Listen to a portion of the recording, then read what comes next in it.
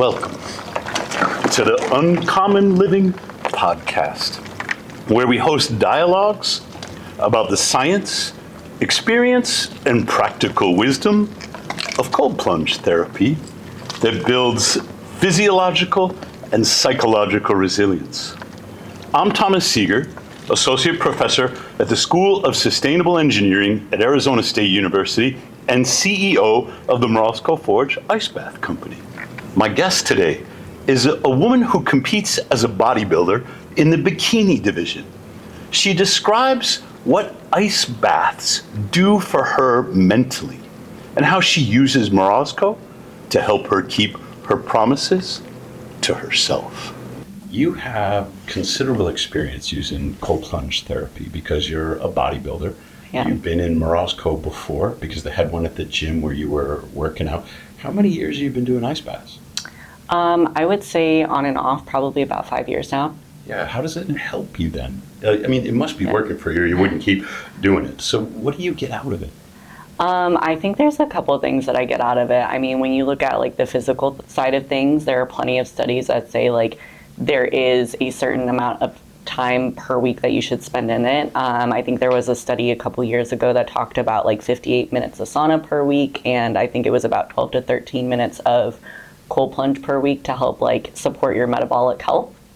And so I try to subscribe to that just from like a physical standard of like how am I helping my body recover. So there's that part of it. And then I think there's also very much a mental part of taking an ice bath. It's not necessarily like this fun thing that I want to do, right? Like you think about it, 32, 33, even 45 degrees, depending on where you're at, like that's cold. 32 degrees is freezing. And so for me, it's one of those things where it's like, I need to do this and I know I need to do this, but also like I told myself I was going to do this. And so I'm going to go and I'm going to keep my word to myself. And so for me on the mental side of things, I think it's very much like a character building thing. A lot of times when we look at like character, it's what are you doing when no one's looking? And so that's kind of how I really give myself that like, this is your daily, like you need to do this. This is your discipline. Like this is you keeping your promise to yourself. There's been a lot online lately about ice baths aren't good for women. Women are more sensitive to the cold water than men are. What's your experience like? I think sensitivity is really subjective, right? It's the same as like, what's your sensitivity to pain? My pain threshold is probably a lot higher than some like men who don't work out, for example.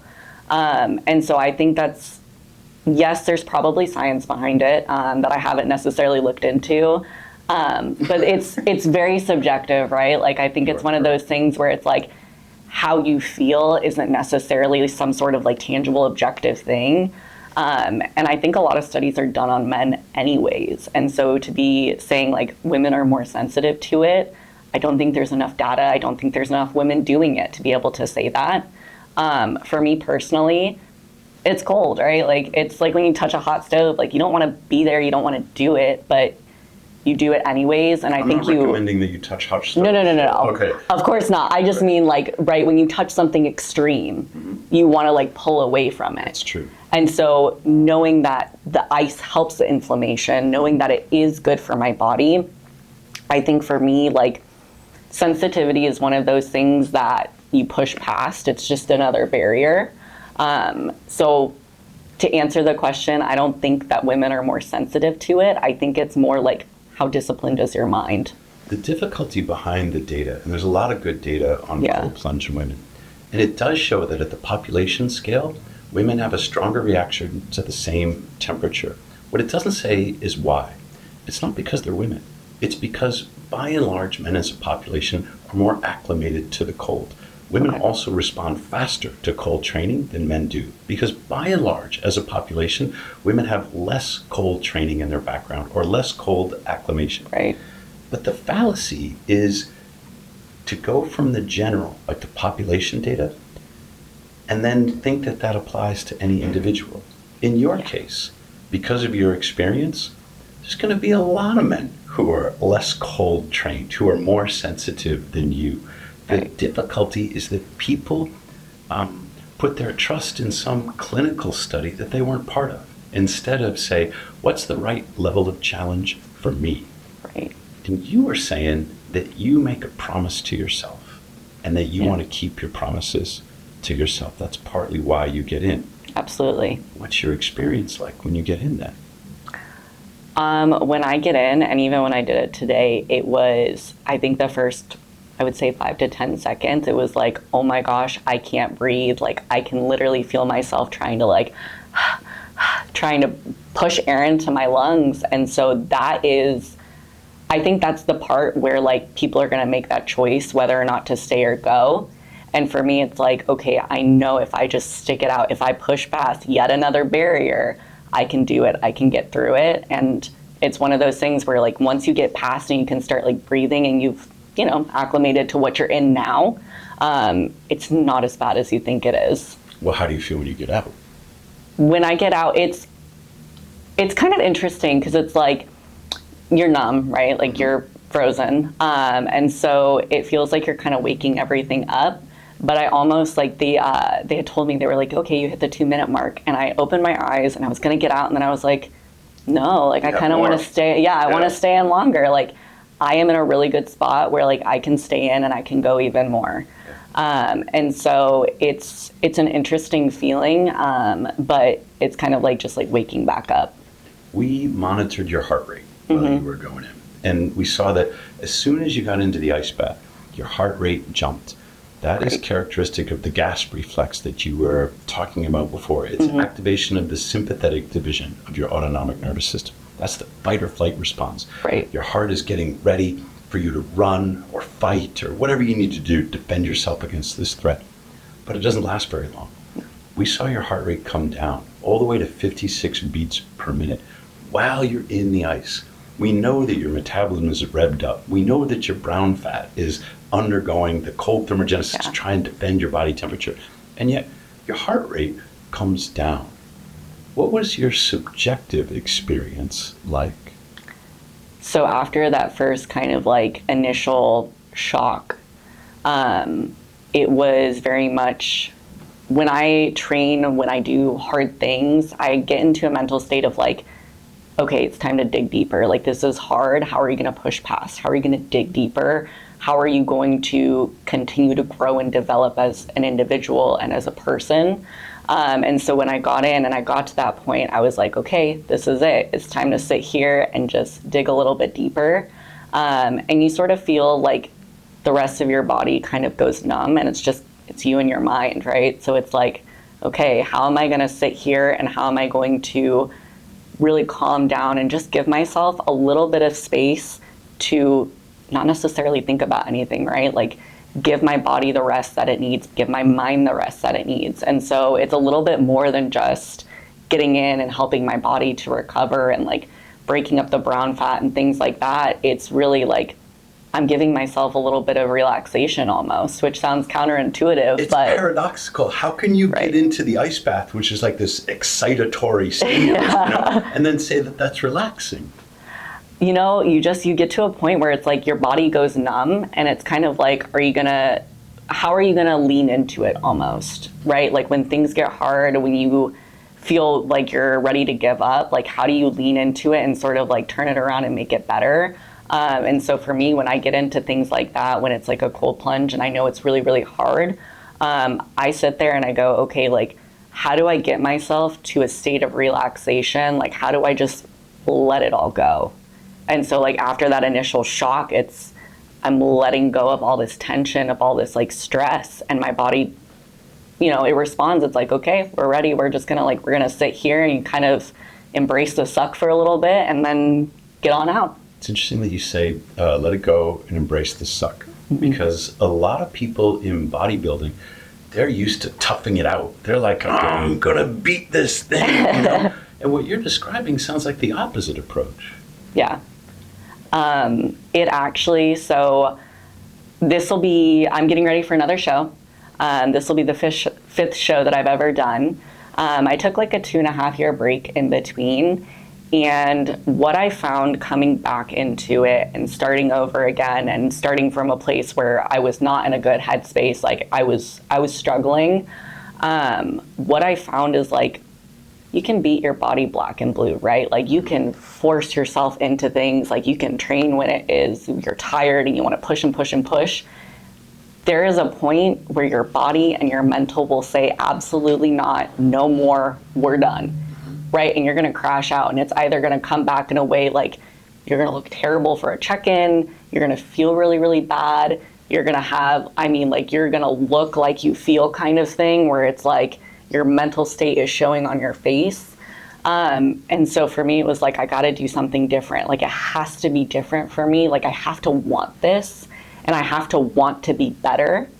And so I think it's all about perspective too. I think it really comes down to, how am I looking at this? Like, how do I see more than just a result? How do I see more than just push past the pain, push past this? Like, how am I honoring my own body to say, like, is this what I need right now, or do I need to take a step back? And so even with my training now, like, I take a full rest day, which sounds really counterintuitive, right? Like, I'm 6 weeks out from a show. I take a full day to literally sit on the couch and be a vegetable. I don't do anything.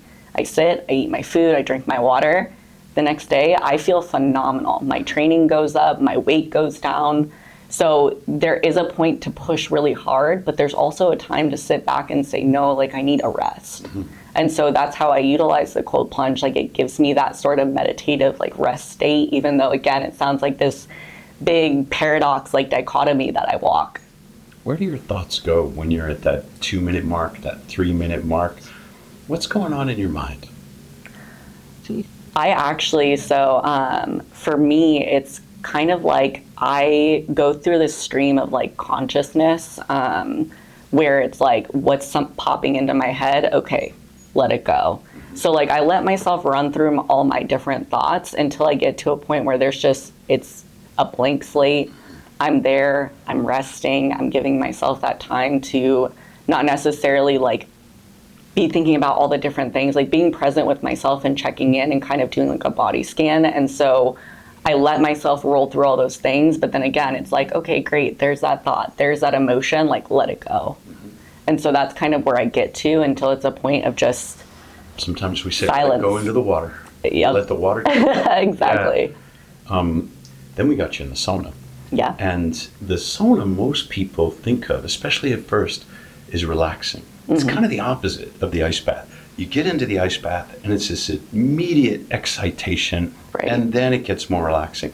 You get into the sauna and a lot of people will report, it feels good at first, but then it gets more stressful as you go along. Was that your experience? I think for me, it wasn't necessarily that I felt more stressed. I think I felt more awake, so to say. So I got in, I felt really relaxed, and then it was like... was low when you started the sauna, and you still felt a little bit cold, right? I did, yes. Yeah. And then it got to a point where it was like, oh, my body's waking up, so now my mind's waking up. And so now it's a little bit harder to sort of like control my mind and tell it like, hey, like we're still sitting here, we're still thinking about this, like we're still trying to meditate and let go. Because, right, like my body's awake and I'm like, okay, I'm ready. What's the next thing? Where are we going? What are we doing? Your heart rate accelerated like all people do in the sauna. It's a cardiovascular event being in the sauna. And it went up, up, up, up, up. How long were you in there? I think just shy of 5 minutes. Not that long. No, not long at all. Probably not even long enough to break a sweat. No. And so most people would say, well, you got to be in the sauna longer. But we're really interested today in what's going on in your mind, not so much in your metabolism, or your body. We measured some brainwave data, and we had you when you were warm and dry, meditating. We had you when you were in an active state, using the steel mace to break up the ice. And then we compared you when you're in the ice bath and the sauna. From your experience, which gave you that sense of stillness? All the different things that you did today. Yeah. Honestly, it was really in that ice bath, and it was right around, I want to say probably, I would say like the 1 minute mark is when I just really felt like, wow, like this is calm, like this is very, like, I feel very still, I feel really, really good. Like if I could stay in this sort of mental state for a while, like I think that would be really, really good. Is that a challenge to stay in that mental state for a while? It kind of is, yeah. It's for me. I suck at meditation. Oh, I'm terrible at meditation. I think like I do so many things and I get so overstimulated, overwhelmed. Like there's just so many things that have our attention, especially now, right? Like we have social media, we've got all these different things in society looking to grab our attention. And it's like most of us have a 7-second attention span now. And so how'd you get up to 7? Mind training. Yeah, exactly. Right. But we have such a short attention span, and it's like to be able to sit in a place where you can sit with yourself and your thoughts and your feelings for more than even a minute is just, I would say it's transformative, honestly. Let's get back to how you use cold when you are working out. Mm-hmm. Do you use it after a workout or before?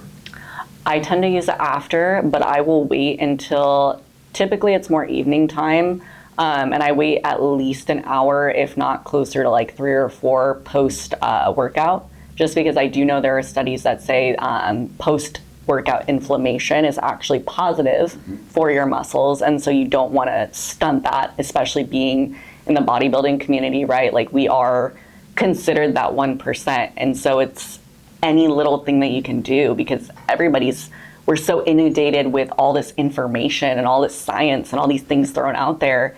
And it's like, okay, what is actually factual and what is actually going to be the right thing for me and my body?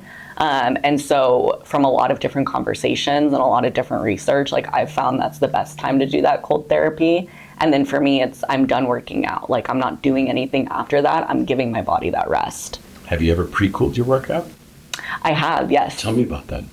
It was kind of interesting. And so I had done it, I don't know, maybe a year ago. Mm-hmm. And I did it before and I didn't really think about it. And I was like, oh shoot, I didn't even do my workout yet. And so maybe a couple hours later, I went and I did my workout. And I felt really good. Makes sense. Yeah. You probably didn't feel cold anymore after. Oh, no, absolutely right? not. Yeah. I live in Arizona. I don't think you can feel cold for too long. I think you're right. But it would be interesting for you to do the ice bath and then go straight into your workout where you still feel the skin temperature is lower. You still maybe have a little bit of that shiver impulse and see what happens then. Yeah. The data that's mostly on men is that when the muscles are cooled before the workout, they get a higher peak muscle power output, and they postpone fatigue, or they get a lot more endurance. Really? So if you pre-cool your workout, you might find that you set a personal best, whether that's on the max weight that you can do or the number of reps. You'll finish whatever your planned number of reps. You're like, no, I got 4 more in me. Yeah. I'll be very curious to know, if you try that, what your results are. Absolutely. I think I'm going to try it this week. All right. You said that you were bodybuilding and you took a break and you wound up in kind of a bad headspace. I did. There's a relationship between the body and the mind. We're beginning to appreciate this more as scientists than we ever have before. Something motivated you to get back into bodybuilding, going to another show, competing again. How's that been? It has been really fantastic. I'm very, very glad for the community that I've built, for the decisions that have kind of brought me to where I'm at least now. I was, like I said, I had taken the time off. I had gotten like a foot injury, and then it was like kind of this, well, screw it attitude, right? Like I'm already kind of like not really working out. I'm already eating bad. My friends want to go out. I want to do this, that, and the other. And right, like anything, it snowballs. It doesn't happen overnight, but you wake up one day and you're like, oh my gosh, like I don't recognize this person. And I even have pictures and I look back and I'm like, I don't know who that is. Yeah. And so I remember kind of like that turning point for me. I was like, I just need to get back in the gym. And so my current coach now, she was doing these like little, she calls them glute classes or glute camps or whatever they are. And I was like, shoot, like I'm just going to go do one. It was like $50 for a session and a couple of us. And it's funny because another one of my friends was there, and it was like this little community we started building. So I started going every week. I was like, wow, this is great. And then a prior photo shoot company reached out. They're like, hey, we want to shoot you. So I told Carly, I was like, hey, like I got to get ready for a shoot. And it's like a fitness company. So I got to look like really good, like almost 4 weeks out. And she's like, well, show me your pictures. And we get to talking and she goes, Shaylah, why don't you compete anymore? Mm-hmm. And I was like, well, Carly, I don't think I'm good enough for it. I was like, I don't think I can do that again. Mm-hmm. I didn't even think I was good enough when I was doing it the first time around.